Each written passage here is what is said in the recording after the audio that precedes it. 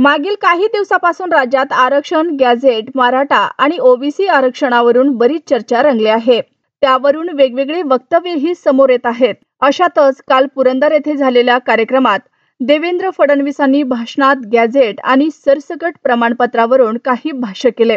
त्यात आम्ही ओबीसींच्या ताटातलं काढणार नाही असंही ते म्हणाले.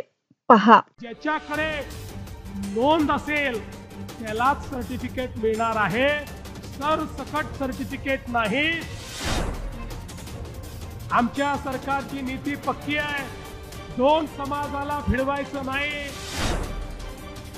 ओबीसी समाजाच्या ताटातलं कुठेही काढून घेण्याचं काम आम्ही केलेलं नाही.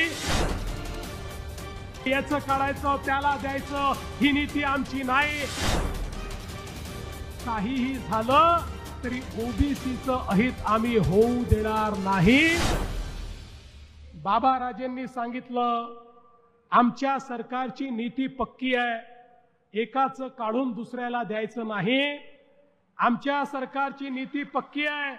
दोन समाजाला भिडवायचं नाही. अरे इंग्रजांची नीती हीच तर होती.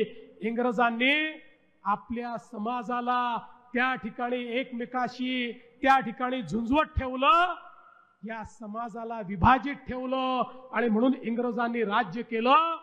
आपल्याला सगळ्यांना सोबत घेऊन राज्य करायचं आहे. त्यामुळे याचं काढायचं त्याला द्यायचं ही नीती आमची नाही. आणि म्हणून परवा मराठा समाजाच्या हिताचा विचार करताना ओबीसी समाजाचं अहित होणार नाही याला आम्ही प्राधान्य दिलं आणि तशाच प्रकारचा निर्णय आम्ही केला.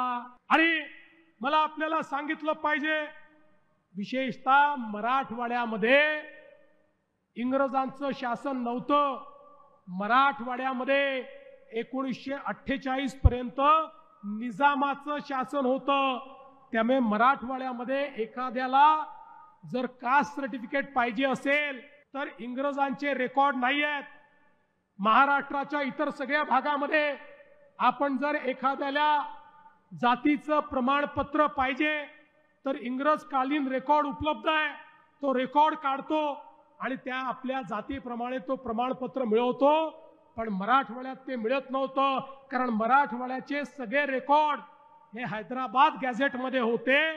आणि म्हणून आपण इंग्रजांचे रेकॉर्ड उपलब्ध नाही म्हणून हैदराबादचे गॅझेटमधले रेकॉर्ड चालतील अशा प्रकारचा निर्णय घेतलेला आहे. त्यामुळे ज्याच्याकडे नोंद असेल त्यालाच सर्टिफिकेट मिळणार आहे, सरसकट सर्टिफिकेट नाही.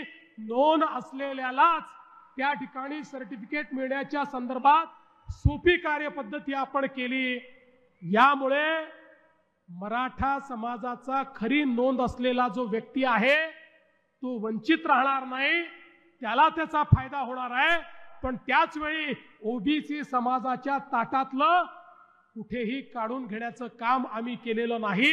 आणि म्हणून हा निर्णय असा आहे की या निर्णयामुळे मराठा समाजाचं तर हित झालं आहे, पण ओबीसी समाजाचं बिलकुल अहित आम्ही होऊ दिलेलं नाही. आणि मी या ठिकाणी सांगतो, जोपर्यंत हे सरकार आहे काहीही झालं तरी ओबीसीचं अहित आम्ही होऊ देणार नाही. ओबीसीचं मंत्रालय तयार करणारं हे सरकार आहे. महाज्योती तयार करणारं हे सरकार आहे. ओबीसीची महामंडळं सक्षम करणारं हे सरकार आहे. 13 वेगवेगळी महामंडळं तयार करणारं हे सरकार आहे.